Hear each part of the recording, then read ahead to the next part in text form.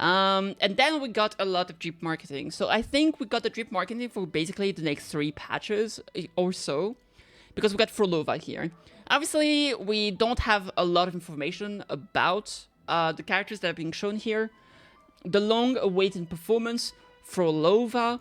So there she is. She's absolutely beautiful, dude. I'm assuming she's going to be a Havoc character, maybe Fusion.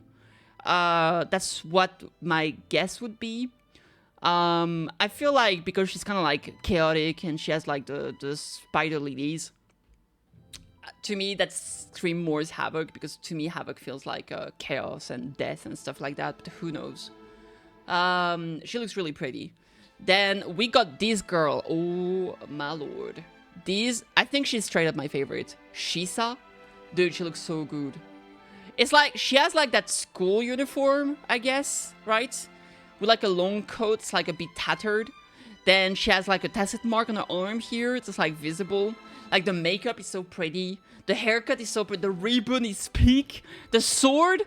I love it. What is that? Is that sword a ruler too? It looks like a, why is there like gradients here, like stuff? I don't even know. Is this like a normal sword? Is that a broadsword? I don't know. Either way, she's so awesome. Like, oh my god. Then who else? Let me open those up real quick. Okay, then we have this guy, Chiu Yuan. Chiu Yuan. There it is. We got a big boy here. The male enthusiasts are literally screeching right now. They love to see it. This guy looks good, dude. He looks good. It's been a long time since we had like a badass man, and he looks pretty mature and pretty old. So that's gonna be awesome. This is like a gourd, I think. I wonder if this is actually his like his resonance thingy that he carries. But yeah, it looks great. What do they say about those two? The lone wayfaring swordsman. What about Fushisa? Incisor of the strings of annihilation. Jesus Christ. What? Yo, maybe I feel like she's got to be fusion. It's hard to imagine her being something else. I would say maybe like fusion. Maybe fusion or havoc as well. Incisor of the string. Maybe that sword. Because here it's hard to see, but you see like there's like a round aspect. Maybe actually that sword is scissors. That would make sense actually. Right? Because like you can see here how it becomes larger. This is not where a sword handle should be. So this gives me, maybe she's actually using scissors. And that's why it looks like a ruler. Because, you know, scissors is like school stuff. Also, she's wearing literally a school uniform. That would make sense. Oh, this girl, we saw her in the trailer. Okay, so straight up she's using guns, obviously. Galbrena. So she was the lone wayfarer. Kill la kill? Maybe. I think she looks great. Like, her outfit is so cool. I love that she has like these crop top jackets with like feathers on it. With like a feather cape here on the side. Dude, she looks badass, bruh. Dude, she looks badass. And then we have 2 more. This one, Devil ever bathed in purifying flames. Purifying flames. Man, dude, she does not scream fusion DPS though. I feel like she's gonna be like a pistol thunder user with like the black and blue. This gives me thunder vibes. I don't think she would be ice.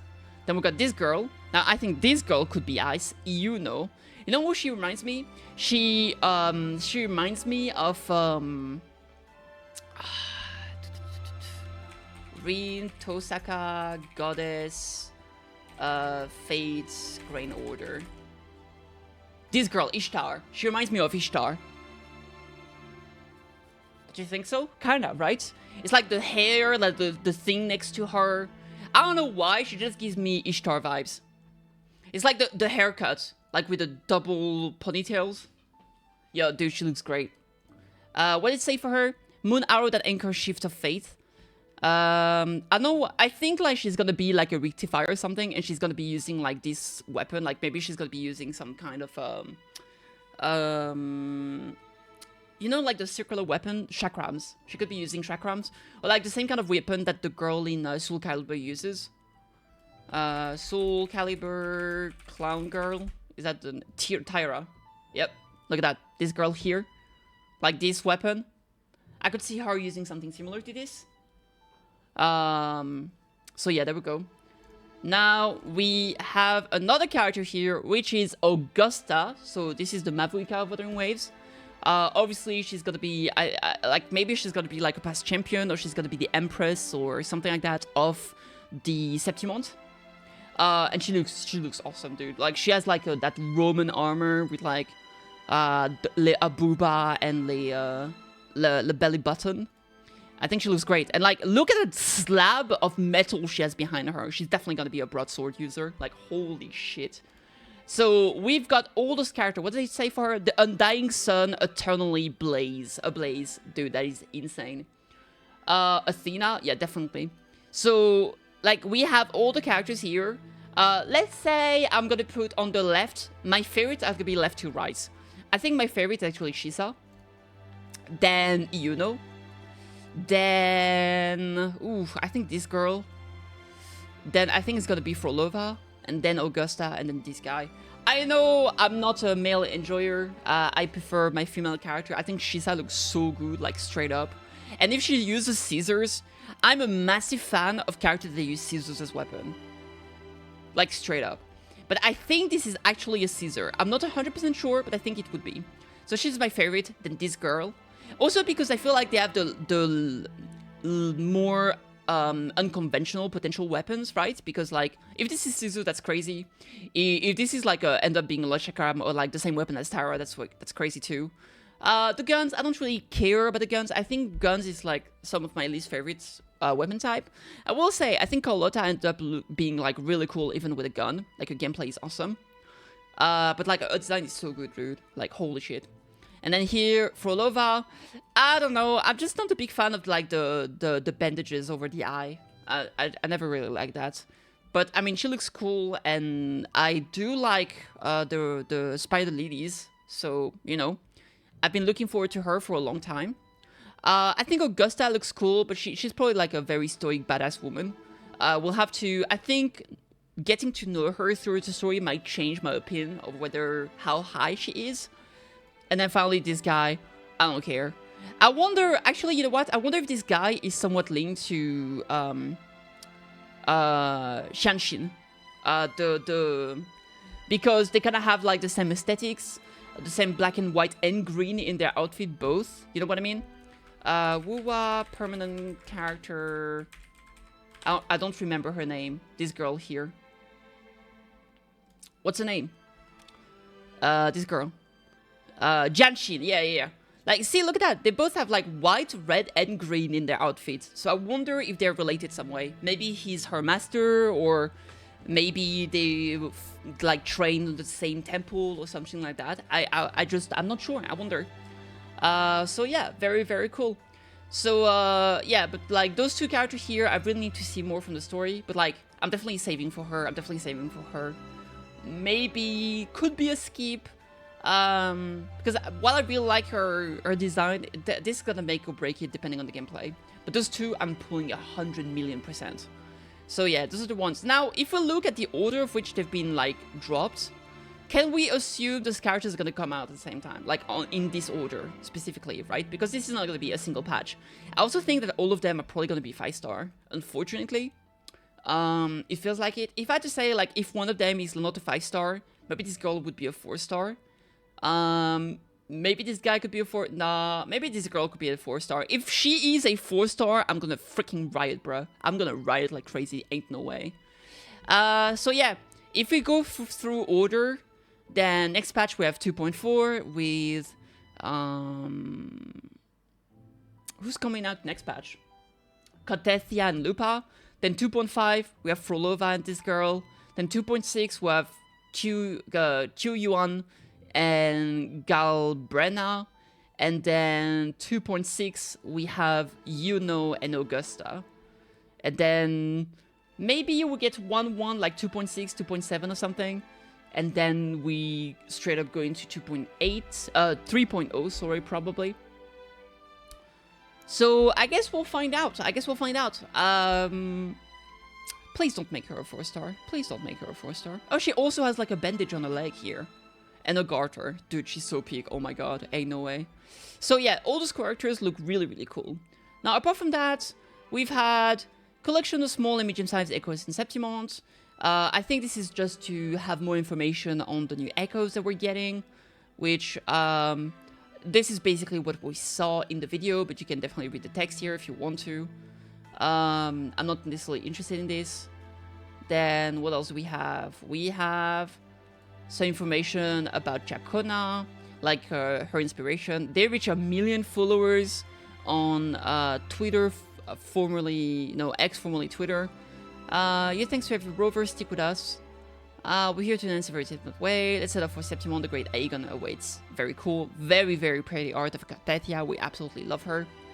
And then they just announced, you know, the Battlefield Crescendo for double drop rewards. Here we get some nice information regarding Septimont. Okay, let's have a look. I'm down to actually check this one out. Alright. Septimont. Both Septimont and Raguna are part of the Renacita archipelagos. There we go. I got my answer. So they are both from the... They are both in Renacita, but they are 2 different countries, basically, right? Or like they're 2 different cities. They couldn't be more different in spirits. The Septimontians are unbelievers but worship warriors who have won glory through sweat and blood. They believe that only the strong can lead them to a lasting and prosperous future. They will not hesitate to give up their lives for glory. Different islands, yeah, since it's an archipelago, definitely. Arsinosa. The Septimontians' ancestors traversed the vast seas to reach Septimont and made it their home. They battled natural disasters and tacit discord, a struggle for survival that has continued to this day. Arsinosa, or the Lioness of Glory, was born in that tumultuous era, when battle cries fused with a mighty stone statue. For the Septimontians, gaining recognition from Arsinosa is a glory worth spending one's lifetime chasing. So maybe she's like an echo that like you fight to prove yourself, or something like that, like a trial that you have to pass. Gladiator. In Septimont, brute force reigns supreme. Gladiatorial combat is both a competitive sport and a combat training ground where every Septimontian is welcome. Gladiators are supported by a complex network of sponsors, among them ancient noble houses native to Septimont as well as foreign clans. The gladiators give their all for the crowning glory amid the cheers and applause that fill the arena. The Gladiators Aegon. Septimont hosts a variety of gladiatorial events at Colosseum Olimdos throughout the year, including training matches, exhibition games, and open tournaments. The grandest among them is the Great Aegon, held every 4 years, in which 2-player teams, 1 human and 1 echo, compete against each other. That's very cool. Oh, map sounds like the gameplay in Wua, true. This sports event draws not only locals but also tourists from around the world, and the Great Aegon is a significant source of income for the region. In Septimont, strength and the right to rule are inseparable. It's kind of crazy to see like how different they are from Raguna. Like Raguna is like super, like religion is super important, and it's about like the arts in terms of like, you know, music, theater, etc. And here, they don't believe. The only thing they believe in is power and might, and their art is combat. They're completely opposite. Tidal Blight. Tidal Blight is born of the Dark Tide's touch and may appear as scars of calcification. Tidal Blight affects areas often attracts hordes of tacit discords. So that's what I was thinking. I was thinking that we're probably going there because they're also suffering from the tidal wave or tidal blight here in this case. And so to fix the problem in Raguna, we also need to understand the problem in Septimont. And maybe by acquiring allies from both those regions, we're going to be able to deal with the whole thing together. Veil of Glory. The Veil of Glory is the final resting place of Septimont's heroes and legendary gladiators. That's probably where, you know, like the mountain we cross and all the stairs? Maybe this is where it leads. The Great Aegon's champions will receive recognition from Arsinosa, will be granted access to this burial ground. When touched, the ancient weapons scattered around the Lioness of Glory whispers the long-gone words of their former owners. The weapons are vessels of vivid memories and strong emotions, and the words are smoke in the wind, rising before disappearing. I wonder if those like giant weapons we saw like in the cavern with like all the ghosts is from that place too. Very, very, very cool. This looks awesome, like straight up. And that's it.